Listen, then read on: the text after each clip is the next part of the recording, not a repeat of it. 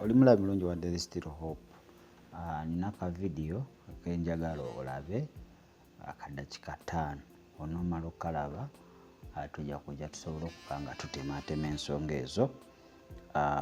Ono mutabanyi wa Kakande ambo naye Mukama yamuwadde obunabbi obw'okulabula eri Kayanja Ssenyonga ate ne Kiganda. So ka video ako ndazo abamu bakalabyeko ku mikutu egya TikTok n'egyenjawulo njagala okalabe bulungi. Kiki kye njagala okulaga nti kakati sitaani yali kulabula ekkanisa yeefudde ng'ate yalina otuwulira ekyokukola wono mutabanyi wa Kakande. Ate Kakande tumumanyi kikyali. So katuwuliriza okulabula okwo kwawadde abasumba abo. Omanyi sitaani ye muntu asobola okupanga ekintu n'asooka akiwangula obunabbi naye nga yakipanze mu maaso awo nti agenda kuba akikola. So muwulirize mu dakiika nga 5 tugenda komawo. Pastors in Uganda. Abasumba abali mu Uganda. I'm sorry, let me mention your name, Pastor Robert Kayanja. Munansonyiwa kamenye erinnya lyo omusumba Robert Kayanja. Pride is too much. Abalala gayitiridde. Simple. Step up in fear of your Maker, who chose you, who created you, and called you, and chose you amongst many, and gave you His power, whom you ran away from. You know everything. Pride is too much. Time is running out. The door is getting closed. Ssenyonga. For you, I don't have your business. I don't know what to do for you. Because your soul is already in danger. I just pray for Christian Life Church members and the people of your family. God will have mercy upon you. Because you blaspheme the Holy Spirit. You know what you have done? You know the worship of Satan. The Lord brought it to me very clearly. You touched you pressed the wrong button.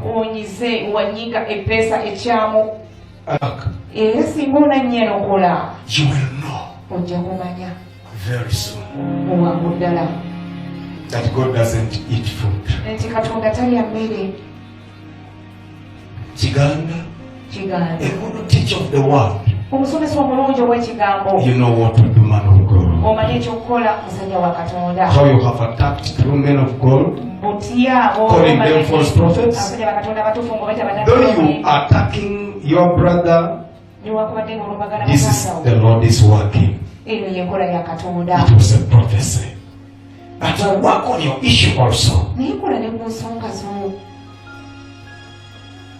But pride is too much, man of God. Pastor Kayanja. And your children are very bold. They are coming out to defend you. And you know who you are. God loves you. And God loves you. Pastor Robert Kayanja, everybody raise your hand. Pray for Pastor Robert Kayanja right now. Prayer. Raise up. This is a big general. It's a big man. I saw a very big star which was covered on his head. Too much favor on him. And he thinks this is from Satan. This was God. Pray for God, this general Pastor Robert Kayanja. Pray for his salvation. God can still bring him back. He has helped many. Prayer. Time for revival. Before the heavy power descends on earth. Before judgment begins, officially, through the revivals I'm going to take all over the world. Man of God, spare your life.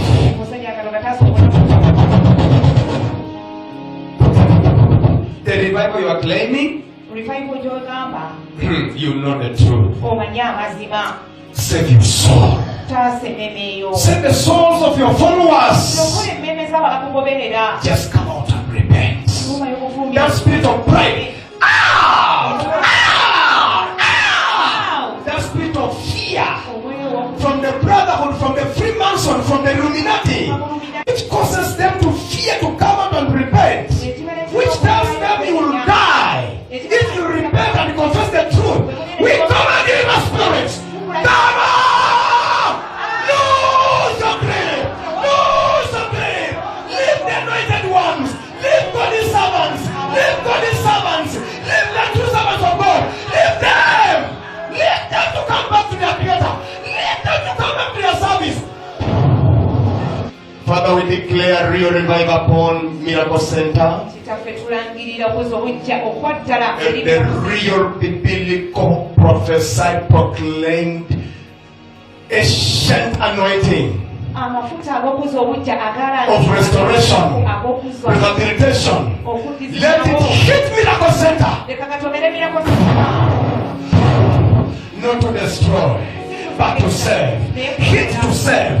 Hit to serve. Hit to serve. Because this is your man. Thank you, Jesus Christ. Njagala tutemeteme vidiyo eyo mu dakiika ntono tetugenda kulwawo ate owulire vyu ezange naawe olina vyu ezizo so oba tokwataganye na zange ekyo tekituleetera kubanga ate tuyombagana oba ng'oyombera mu comment section. Ekisooka agambye Kayanja amalala Mukama amuvunaana amalala, buli omu alinga amuwadde omusango gwe. Kayanja amuvunaana amalala, Ssenyonga n'amukola ki? Ssenyonga n'amuvunaana okubanga avvoola omwoyo omutukuvu, bavoola omwoyo omutukuvu amusinza wa Sitaani kusinza ku bigambo bye. Ye Kiganda amulanga kubanga alumba basajja ba Katonda ab'amazima bali ku mazima, attacking a true man of God. Kitegeera, so ndowooza buli omu amuwadde okunenya mbu Mukama kwe yamulaze ate ng'akola ki? Nga munenya. Naye nze kinsesa nti buli omu Katonda amuwa obubaka eri omuntu basooka genda mu makamera. I don't know why. Katonda anakutuukira nnyini bubaka atosookera mu kamera. Katonda anakutuukira nnyini bubaka atosooka kulikodinga ka audio kasooke katambule. Kuba Katonda teyakugambye, Katonda tagambye nti recording akatambi okate. Tagambye genda mu kamera. Wabula akulaza omuntu oyo. Kitegeeza first approach yakuba ng'otuukira muntu oyo unless nga olemereddwa. Ate w'olemerera oddayo wa Katonda n'oga Mukama ngezezaako kyonna kigaanyi nkole ntya. Naye abantu b'ennaku zino Sitaani baakozesa bafuna obubaka bo bwe bayita obubaka nga basookera mu makamera. Kitegedde, basookera mu makamera ne basooka bayuzaayuza buli kimu ekyalisembyeyo ate kyakola ki? Kyasoosa. Kaakati ono talina bubaka bwamu, talina bubaka bwamu ono. Sitaani naye asobola okuba nga ayogera ebituufu naye nga diversion mwereere. Okugamba nti Kayanja alina amaki amalala. Yakobo 4:6 kasooka tulabe Yakobo 4:6 kikyayogerako. Bino tetuza n'okudisikasinga abasajja ba Katonda, naye waliwo olabira ddala Sitaani ng'ayimiridde bw'atandise okuba nga naye awabula ekkanisa ne weewuunya ate bamuzibe bangi. In fact ndabye abantu bangi bakatambuza, omusajja ayogera amazima kati kakande ayimukaawe obunabbi kanisa ibanaye. Nsenze buno obuzibu bw'amaaso bwe tulimu sibutegeera. But he gives more grace. Therefore he says God resists the proud but gives grace to the humble. So ng'omusumba Kayanja bamuvunaana ekyo. Ojja kusoma n'Abakolisi ekyokubiri 10:12 olabe Bayibuli kyeyogera ku ki? Ku malala. Simanyi oba malala kigagamba kuba nago tagatumenyedde. Zimanyi ze nsaagala nnyo omuntu okujja n'akoma ebintu mu kkubo. Tugambe Katonda yatulaza amalala okola woti ne woti ne woti. Okitegeera, n'abaana bagamba nti nalabe pasita mu Geyeena. Kiki ekyamutwazaayo nti kino na kino na kino na kino. Abanange temukozesa kino. Lwaki? kino na kino na kino naye aleka gwoja n'ogamba nti temukozesa kino n'okomaawo nalabe pasita Mugeya n'okomaawo oba toyambye kakati ono nabbi wa bulimba ono ave wa Kakande naye ali kuwa buki bunabbi omanyi kati bino byebiro nabagambako emabega nti ng'onootutumuka abantu bakuwa amatu kwata ku basumba abantu bonna be balaba nti b'amaanyi okwate ku ki okwate ku Geena okwate ne ku ggulu ebintu bisatu ebyo mwezi gumu abantu baba bamaze okutegeera wegenda osome butabo obwo ojja obanyumiza eggulu okitegera wegenda owulize ebyabaliro naazeemu gyewanyumiza Geena n'ebirala so abantu abamu bwe tebakola era omuwuliriza ng'ayogera olabira ddala obulimba obukozeki obulimba obujjudde emirimu kakati ono mbu naye yeefudde malayika ow'omusana mbu kati alumirirwa atandise okuba ng'awabula sitaani tasobola kulumirirwa kanisa sitaani era asanyuka nnyo ng'alaba ekkanisa ekozeki ekkanisa eyulikamu kakati senyo nga mbwavoola omwoyo omutukufu simanyi I don't know how buli omu alina enkola gy'alabamu ebintu bye mbu era musinza wa sitaani maybe olwakuba abeera nnyo okuba devil worshipper omanyi abasinza sitaani abaki abasumba ab'obulimba I don't know simanyi eyo oba point yagijeewa gye yaleese naye nze kimanyi yayagadde kumanyika yagadde kutunda linnya lye abeere nga taata we Kakande simanyi ogita Bwire ministry nga wono olabe ya taata we Kakande ministry kakati mu Kiganda yalumba abasajja ba Katonda I don't know how oba weya okitegedde simanyi naye kinsesezza agambye mbu tubasabire nitamanyi nakusaba manyi abantu abo kati nze nafunye test gye ngenda okuwa bangenze mu nnyanja simanyi baki nze nagifunye tamanyi kusaba era mumulabye kiki kyatandise nga enkola y'abannabbi b'obulimba ey'okufuuwa emizindaalo okukankanya abantu gyatandikiddeko okitegera enkola y'abannabbi ba bulimba okubalaga nti simanyi omwoyo wa Mukama ajja omwoyo wa Mukama atuuse wuyo bafuuwa emizindaalo egyo babamu n'ebibesi biimu byonna nebisooka bikola sound ku ttaka okwo abantu bonna ne bajjula okutya mbu omwoyo wa Mukama akola ki omwoyo wa Mukama azze so ebyo byatandikiddeko kufuuwa mizindaalo agamba saba kakati gwe lwaki tokulembera gwagambye nti katusabe tukulembere naye oli kulagira bali musabe muyimuke okitegede muyimuke ate asaba ayagala kamera emulabe tayimiridde n'eri katuuti asembedde awali omwana akutte essimu alikodinga ayogere bulungi mbu bamulabe so bino ebiro bizibu nawe nkugambye bino ebiro bizibu omuntu akeera ku makya n'amanyi oba kanisa ye eganye okujjula abantu n'agenda n'atuula n'afuna sitole bonna abasumba n'abasabula n'abateeka ku ttaka then n'abalaga nti ki yeye mutuufu kakati ono agamba nti bano abasumba beenenye fine pointi z'okuba nga balina ensobi zaabwe naye ggwe waalisoose kubanga obweza bw'olimu bufu oba okutunda emigaati okutunda apple okutunda amandaazi okutunda bisikwiti okutunda emmwanyi simanyi bamutunda n'enkwacco za alien sikini simanyi naye mutunda buli kiramu wano ku nsi muguza abantu mukyusizza ekyandiikibwa ekigamba nti you people you have changed ekitiibwa kya Katonda ekitaggwaawo ne mukiwaanyisa n'ebintu ebiggwaawo kati gwe nnamba emu era sosa okwenya ayekira nti Katonda oyo oba gwogamba nti Katonda yakolaze yalisese nakukulaga taatawo Kakande kuba ye mufeere nnamba emu atunda ebintu byakoze abantu bingi oyo Katonda kiteyamukulaze era yakulaze bano abatatunda mazzi abatakola ki abatatunda njeyo abatatunda muceere kilo 5,000 n'akulaga abo n'aleko n'omufere atunda buli kiramu ng'ate naawe obitunda. Lwaki teyasoose kugamba kakande weenenye? Lwaki teyasoose kugamba kakande weenenye? So bino ebiro nagambye bizibu. Bino ebiro oba ng'oli ku mata bigenda kuyitako osigalire.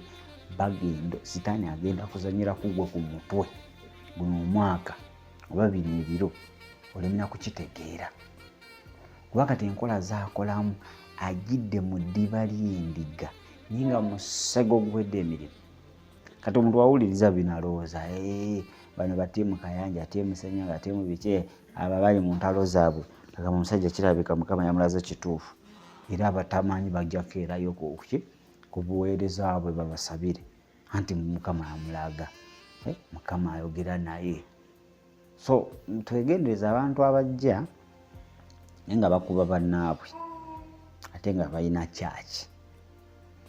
Missioni zaabwe abasinga baagala to depopulate kanisa z'abalala ezaabwe zijjule. That's their mission. Nze neegendereza nnyo. Baba baagala kusiiga nziro era bakulaga nti abalala bonna bafu. Ye mulamu. So bannabbi b'ennaku zino nkyabalinamu nnyo question mark. Weewaawo abatuufu gye bali. Naye ate bano abasinga ennaku zino baagala nnyo kamera, baagala nnyo social media okusinga okunoonya amaaso ga Katonda. Banoonya nnyo social media, kamera. Leero njogeddeyo ki? Kati oli owe Nigeria. Wa Nigeria yagambye mu Kabaka Muteesa simanyi biki yamaze biraba ku social media. Lwaki twabyogera ng'omwaka gutandika? Mutuleke. Lwaki mulinda ebintu nebimala kubaawo? Ng'ate Mukama yandaze kino ng'olaba signs ziraga ekintu ekyo. Lwaki togamba nti 2025 mu mwezi ogw'Ekkumi kampeyini z'abapulezidenti nga zitandika? Mukama ndaze ABCD. Kale era mulinze kampeyini zitandike abantu batandike kubakuba masasi na kubatta. Then muveeyo mulagambe nti Mukama yandaga mu kalulu ka 2026 wagenda kubeerawo okuyiwa omusaayi. Bye mulinze mutulinde. Lwaki temubiraba kati? Lwaki ebyo tebabibalaga? So obulimba bungi nnyo ku mikutu emikwanira wala. So olina okuba nga ojjudde omwoyo wa Katonda, spirit of discernment. Si buli emmere ejja nti olina ogirya. Olina okuba ng'ososo abajja kuliisa emmere egaze, ekonye, embisi, erimu ebiwuka, etasaanidde. Olubuto olukuluma bwereere ate oleme kuba nga ate ensi y'omwoyo etabanguka. So mubeere careful n'abaana abavaayo nga balumirirwa naye ng'ate balina ki?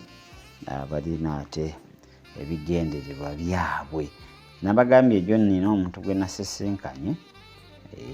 Nina omuntu gwe nasisinkanye ye yafuna okwolesebwa ku kalulu akagenda okuba nga katandika 2025 2026 era emboozi n'agintikka. Yaganye okubeera mu kamera oba kiki simanyi naye bitwayogedde naye nja kujja nange mbinyumyeko wano ndabe kubanga ebimu bikubagana n'ebyabalala. Kakati neebuuza Katonda ky'ono agaba message ezaawukana. Nkyewuunya Katonda ky'ono bw'aba nga si Sitaani agaba message ezaawukana. Kubanga nkompeyalinga message gye yampadde ne message z'abantu abamu benzize mpulira abamu nabakyaza nako nga ndaba there is a lot of contradiction. Nga ziri controversial, zikubagana, tezikwatagana, zeeruma naye nga bonna bagamba zivuddewa eri Katonda. So nja kuleeta emboozi eyo eri so packed nungi yakuwuliriza weba nga ntuufu ke kaseera obe nga weeteekateeka ogw'Ekkumi gugenda otuuka ogw'omwaka ogujja nga ku akawunti kuliko ettooke ng'ebintu osobola bikwasaganyiza ewaka embeera weba nga esajjuse okusinziira ku bigambo by'omukulu oyo engeri gye yabikoze ki engeri gye yabiŋŋambyemu. Naye njafuna olunaku if not tomorrow it will be a Sunday. Enkya tulina kapiteeni tujja kuba nga twogera naye then ku Monday nina omuntu omulala gwengenda okuba nga ate mbaleetera. Oli ate mulala mukko tewali musubiddwa, mulala mukko. So abeetaaga linki ndowooza gisabaawe ebirooto. Ndowooza bwe tuva wano era tugendeere ku channel yaffe nga tetuneebaka twagala tusooke tube nga tuyingira mu nsi y'ebirooto tulabe okuloota ennyumba gye wakuliramu, childhood, gye wazaalibwamu n'okuliramu, n'oba nga tewazaalibwamu naye ng'okuliddemu omazemu ebbanga okuva obuto obwo ennyumba gy'okuliddemu. Naye okuze akayumba baakamenya nadda baazimbawo ndala naye kookola ki? Kooloota. Kitegeeza ki? Ndowooza tugenda tusobole okuba nga ate tutaganjula ensi ey'omwoyo tulabe the possibilities. Omanye ebirooto birimu ebintu bisatu. Waliwo kye tuyita spiritual meaning, tulina kye tuyita biblical meaning, waliwo ne kye tuyita symbolical meaning. So biba bintu bisatu byetutunuulira tuba tukwata ku nsi ey'omwoyo oba ensi ey'okwolesebwa. Ndowooza nyenda baagaliza ekiro ekirungi naalo nga badde ku kamera ne Travis okuba nga ate akukwatira ekifaananyi ekyo. Sabaawo linki tugenda kuba nga tugikuwa oba ayita mu inbox yaffe ojja kuba nga ate ogifuna. Sula bulungi, mweraba.